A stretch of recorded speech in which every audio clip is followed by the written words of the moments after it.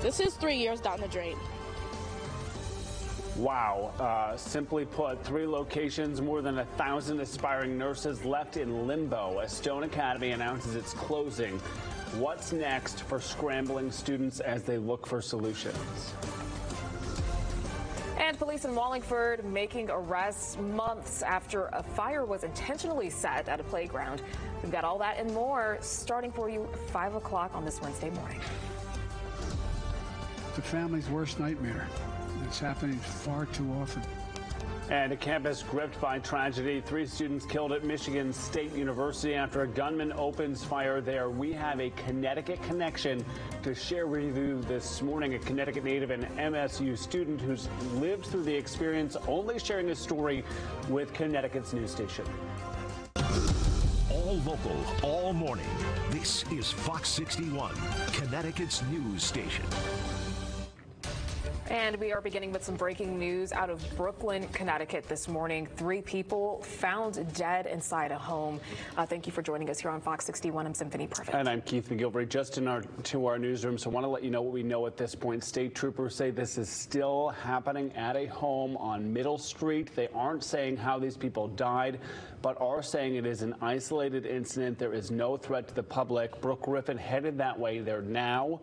We are live through 11 a.m. All of our digital platforms will be up as well. So if you're on the move, download the Fox 61 News app. When we learn new information, we will be sure to bring that to you throughout the morning. Yes. All right, at 5:01 now, checking in with meteorologist Rachel Piscatelli, giving us a look at what's on tap for our Wednesday. Good morning. Hey, good morning. So not a bad day. It's just a chillier start to the day, but as we go through time, temperatures will rise into the upper 50s to near 60 degrees a little bit later on, but it does turn a bit breezy too. So what's ahead for today? There is a chance for a spot shower this morning. Otherwise, it's going to be mostly dry with a few clouds out there, and it is a chillier start. We become sunny this afternoon, and a breeze develops as well, with mild temperatures expected today and through the overnight. It's about 33 degrees right now in Hartford, New Haven at 37. The numbers are trending a little bit cooler than this time yesterday, between 1 to 13 degrees cooler. It's 31 right now in Meriden, 38 in Waterbury. Good morning to you. It's 33 over in Torrington. Certainly jacket weather to greet you out the door.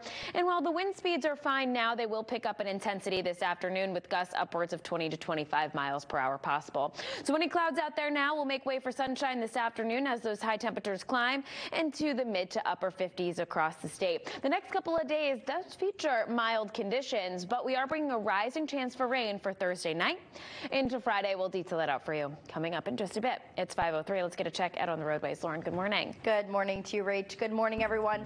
Still following a lane closure out in Farmington. Unfortunately, there was a fatal crash out there in the evening hours of last night. They are still working on cleanup and getting the guardrails fixed. So this is over on the westbound side of I-84 between exits 39A and 39. The left lane is still closed at this time, but as you can see, not really impacting traffic too much right now. I know volume is very light out there. 91, 84, Route 2 in and out of the capital city, all looking good as of right now. Taking a live look out at that Farmington scene, you can see that left-hand lane closed. The other lanes are fully functional at this time. New Haven into West Haven looking great, and down into Fairfield County is moving smooth. Some construction on the Merritt Parkway. We'll check back in on the roads coming up at 5:30. Keith and Symphony, send things back over to you. Thank you, Lauren. So I ran into a neighbor yesterday. I've been getting ready to celebrate her. She was due to graduate from Stone Academy in a couple of weeks. She's working her tail off. Every time I see her, she's going from work to school, the whole thing, getting ready to be a nurse. And she, like so many of her classmates, in shock that is just setting in because Stone Academy, their education there very much up in the air. Some of them just weeks away from graduating. Yeah, terrible. While the private career school, known for its practical nursing program, abruptly announced yesterday that it will close all 3 of its campuses. So many questions this morning. We asked Fox 61's Angelo Bavaro to jump on this story for us, and he has. He's joining us live from the East Hartford campus with details, Angelo, on why this is happening, and do we know anything at this point about what happens next? Keith, Symphony, good morning. That is the big question this morning for those students. They just want answers about what exactly is going on here. One of those students describing the situation to us as crazy And they also say they are frustrated with the school because of what they call a lack of communication about what exactly happened here and what happens next. Now, this is one of those locations we are at right now. This is the one in East Hartford. The school also has campuses in West Haven and Waterbury. Now, this school was founded back in 1863, about 150 years ago. The school notifying the state's Office of Higher Education last week about this decision to close. And this comes as the office says it has been working with the school for months to address what they call a number of serious compliance issues. Those include unqualified faculty, invalid student clinical experiences, and recording attendance. And the office also pointing to low pass rates for the national exam, noting that all three campuses were far below the required 80% pass rate. I was here trying to make a difference for the community, trying to make a difference for my family, for myself, and I feel like robbed of my education. I feel robbed of my time. I cannot get 2 years back. This is ridiculous. Those stories that we are hearing just really heartbreaking as these students wonder what happens next. Well, the Office of Higher Education says it will now work with an independent auditor to evaluate each student's academic record to provide guidance on academic status, refunds, or transfers to another school. And the office says it will also host information sessions, and students should be on the lookout for more communication about when those are happening. Now, the office is also working with the academy to secure those documents, things like transcripts and financial ledgers, to get those back to students as soon as possible. And they're also asking students out there to fill out a personal information survey so they can help with each individual case.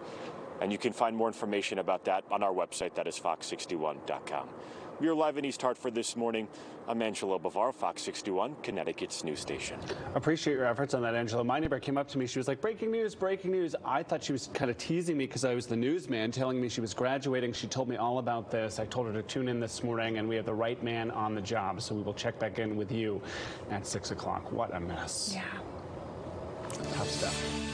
Right at 5:07 now, we've got some good news for parents and their little ones. We're talking about free school meals here in Connecticut. Governor Lamont has signed his first bill of the new legislative session into law, which puts kids first. So listen to this. The new law helps protect Connecticut's fiscal guardrails for the next several years, and it extends the state's free school meals program through the remainder of the school year. It's something parents are very relieved to hear about. And we've learned over the course of this last year or so what it means to have a free lunch, free breakfast, get our kids back into school, help those middle-class parents who may be having a hard time with inflation, save them a little bit of money.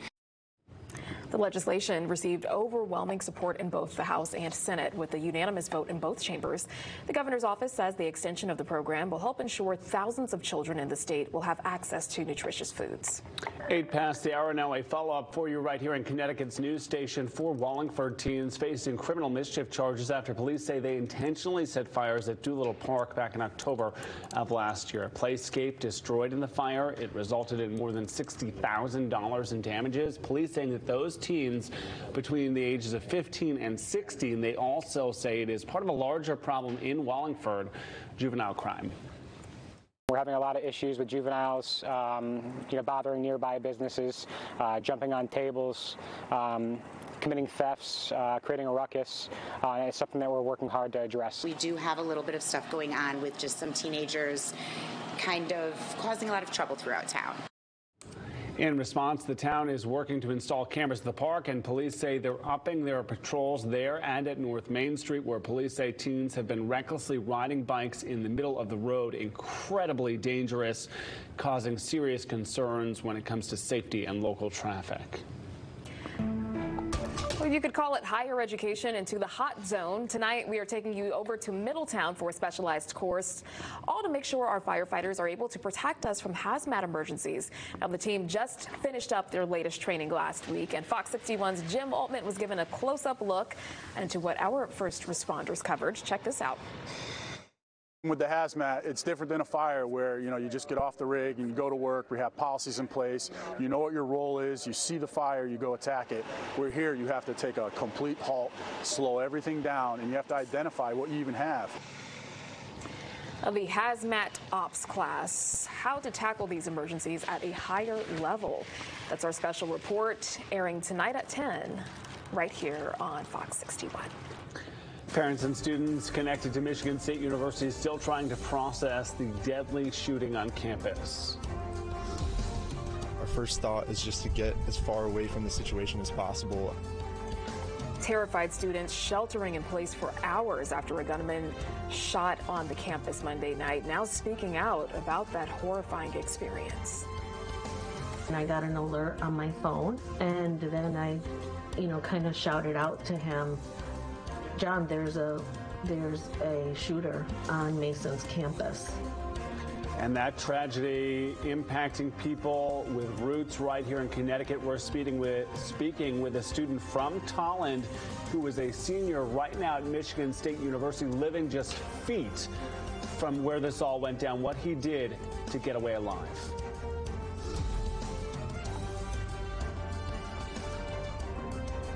And coming up at 5:24, a major fast food franchise founded here in the state could be changing ownership for the first time in history.